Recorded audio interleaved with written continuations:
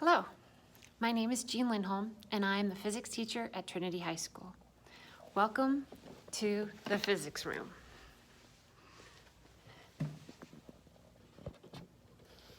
Just as I tell my students, this is a please touch museum, so take a look around and play if you'd like.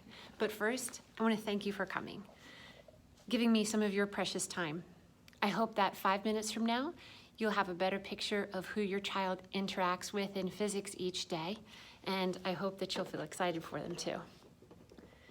About 20 years ago, my husband and I researched a lot of high schools. We looked at public schools and charter schools and all-girls schools because, just like you, we wanted to send our daughters to the best high school in Pennsylvania. We chose Trinity for our daughters, and I chose Trinity for me too. I want you to know that this is my dream job. Thank you for encouraging your child to take physics.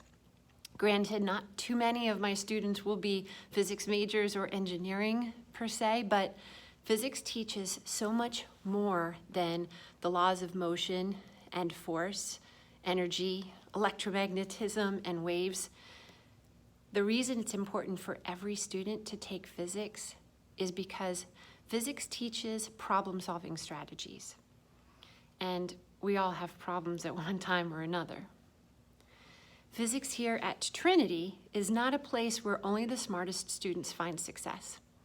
It is not memorizing equations only to forget them the next week.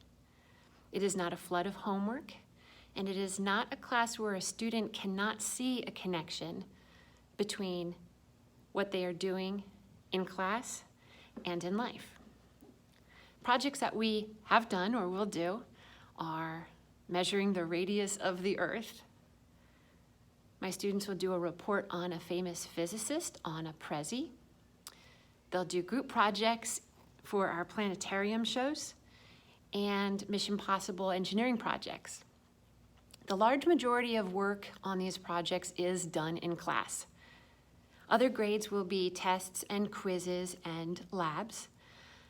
I do not grade homework because I consider it practice, and I give very little homework as I want to be present when my students are struggling.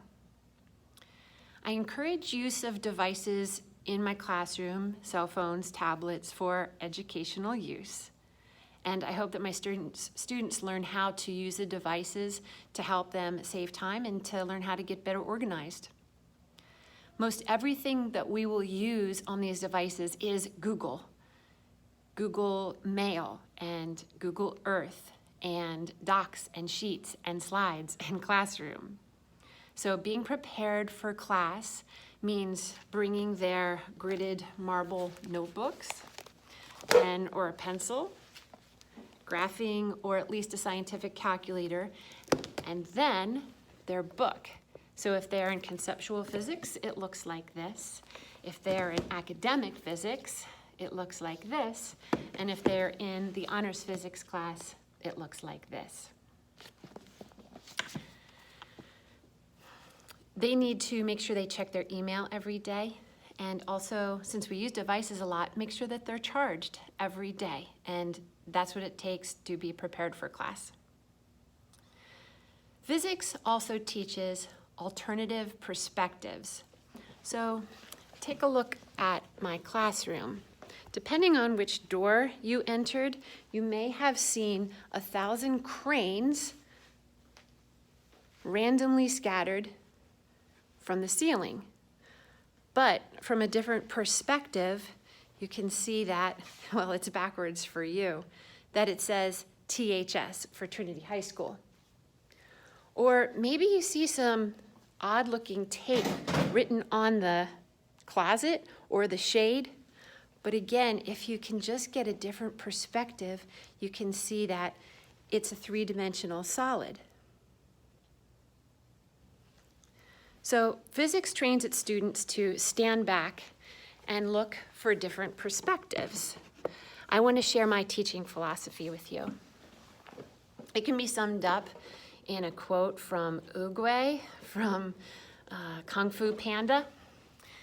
Yesterday is history, tomorrow a mystery, Today is a gift. That's why they call it present. It's my goal every day to present physics in an enthusiastic way, to encourage my students to feel their worth, to challenge them to just enough to spike their curiosity and to give them something to be proud of accomplishing. Now grades, I don't care too much for grades. Ask my daughters and they'll tell you it's the truth. I care about learning. The best way I can help prepare my students for college is to nurture their craving to learn just for the sake of learning, rather than learning just for the good grade. Love to learn and good grades will follow. But parents and students and colleges rely on grades. So parents, I want you to know that if your child is getting less than a C in this class, then they have not taken advantage of my help or retests. Everyone can work up to a B by the end of the quarter.